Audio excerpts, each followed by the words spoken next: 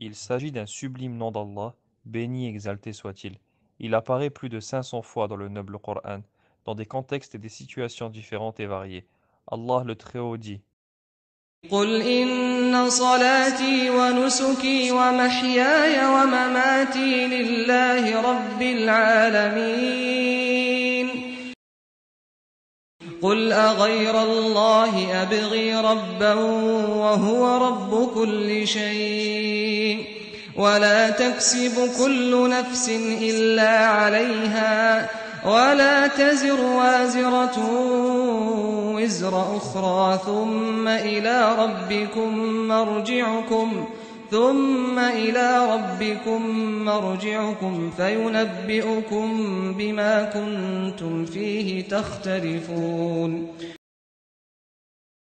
وما تشاءون إلا أن يشاء الله رب العالمين.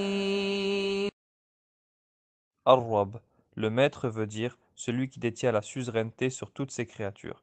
Il les a créées et il est le roi, il s'occupe d'elles et régit leurs affaires. C'est l'un des noms désignant une somme de significations et non une en particulier. Ibn Jarir explique: chez les Arabes, le terme de Rabb est polysémique.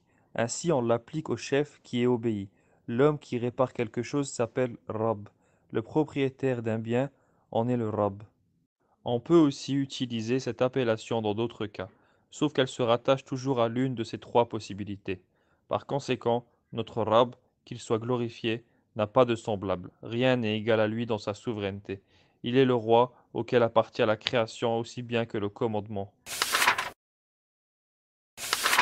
Pour Ibn al-Athir, dans la langue arabe, Rab est conféré au roi, au chef, au régisseur, à l'éducateur, à l'administrateur, au bienfaiteur.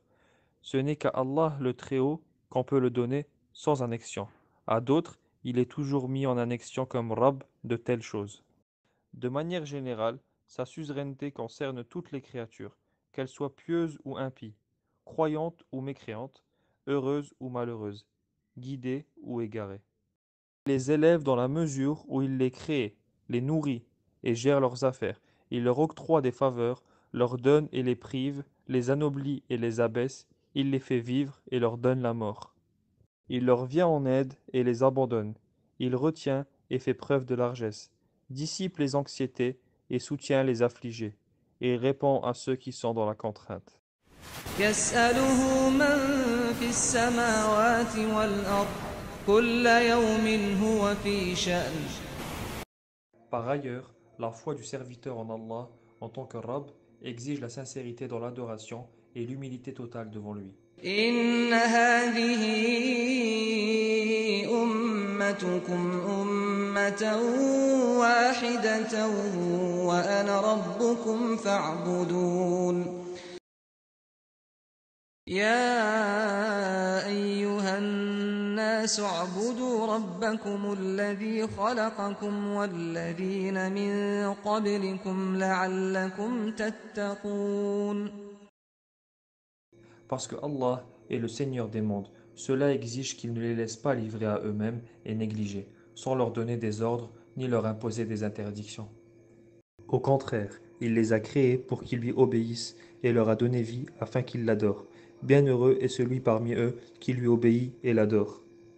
Le malheureux, en revanche, est celui qui lui désobéit en suivant sa passion. Celui qui croit à la suzeraineté d'Allah se suffit d'Allah en tant que maître. Il se contente de ce qu'il lui ordonne et interdit. S'il n'en est pas satisfait, il n'agrée pas réellement Allah comme Rabb dans tous les domaines de la vie. Dans un hadith, le prophète sallallahu alayhi wa sallam enseigne: à goûter la saveur de la foi, celui qui agrée Allah comme maître, l'islam comme religion et Mohammed comme envoyé. Le serviteur témoigne que la création et la décision sont entre les mains du maître seul. Béni exalté soit-il. Ce qu'il veut est, et ce qu'il ne veut pas n'est pas. Il n'y a pas de cœur qui ne soit entre deux de ses doigts. S'il le désire, il lui accorde la droiture, et s'il veut, il le détourne de la voie de la rectitude. Quand il prend conscience de cette réalité, le serviteur réalise le statut de إياك نعبد وإياك نستعين. Tant par sa connaissance que par son attitude, il s'enracine alors dans l'unicité de la suzeraineté, puis s'élève vers l'unicité de la divinité.